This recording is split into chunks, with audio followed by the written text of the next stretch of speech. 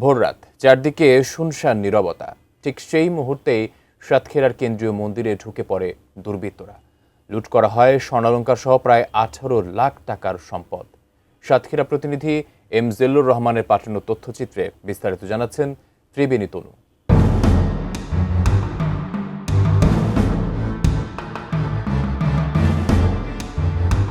সাতক্ষীরা শহরের পুরাতন সাতক্ষীরা এলাকায় অবস্থিত জেলার কেন্দ্রীয় মন্দিরে দুঃসাহসিক চুরির ঘটনা ঘটেছে। বুধবার ভোরে মন্দিরের একাধিক কক্ষের তালা কেটে প্রতিমার স্বর্ণালংকার, রূপা ও দানবাক্সের নগদ অর্থ লুট করেছে তারা। মন্দির কর্তৃপক্ষের প্রাথমিক ধারণা প্রায় 18 লাখ টাকার সম্পদ চুরির ঘটনা ঘটেছে। সাতক্ষীরা জেলা মন্দির সমিতির যুগ্ম সাধারণ সম্পাদক বলাই দে জানান, চোরেরা মন্দিরের 5টি রুমের তালা কেটে স্বর্ণালংকার ও দানবাক্সের অর্থ চুরি করে নিয়ে যায়। গতকালকে রাত্রির আনুমানিক 4টের দিকে আমাদের মেসেজ ছেলেপেলে আমাদের সংবাদ দেয় যে দাদা ইতিমধ্যে আপনাদের মন্দিরে গেট কাটতেছে, আপনারা ফাঁড়িতে সংবাদ দেন। ইতিমধ্যে যখন ফোন দেওয়া হয়েছে, আমাদের ছেলেপেলে যখন বেরোইছে তখন চোর এমনি পালিয়ে চলে গেছে। আমাদের সাতক্ষীরা শুধু 4-5টা মন্দিরে ওরা তালা ভেঙে এই সংঘবদ্ধ এরা একটা চোরের গোষ্ঠী কাজ করতেছে, তাই না?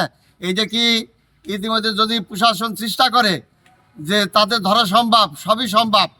আমি চাই এতে খুব দ্রুত এই চোরেদের ধৈর্য শাস্তির আওতা আনার জন্যে। 32 ইঞ্চি জেভিকো টিভি এখন মাত্র 15,000 টাকায়, সাথে পাচ্ছেন 3 বছরের প্যানেল ওয়ারেন্টি। চুরি হওয়া জিনিসপত্রের মধ্যে ছিল 4 ভরি ওজনের 2 জোড়া স্বর্ণের বালা, 1 ভরি ওজনের 2 জোড়া শাঁখা, কানের দুল, একটি প্রতিমার জিভ, একটি চেইন সহ অন্যান্য জিনিসপত্র।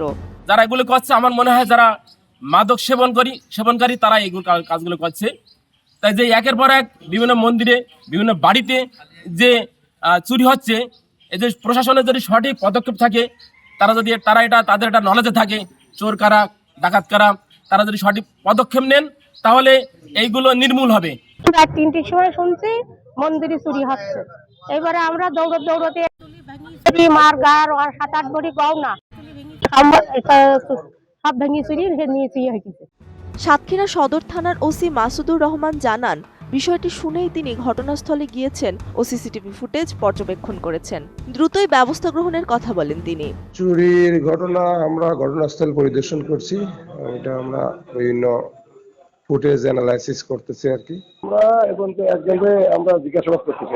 ধর্মীয় উপাসনালয়ে এমন দুঃসাহসিক চুরির ঘটনা কেবল সম্পদের ক্ষয়ক্ষতিই নয়, বরং স্থানীয় আইন শৃঙ্খলা পরিস্থিতির জন্য এক বড় চ্যালেঞ্জ।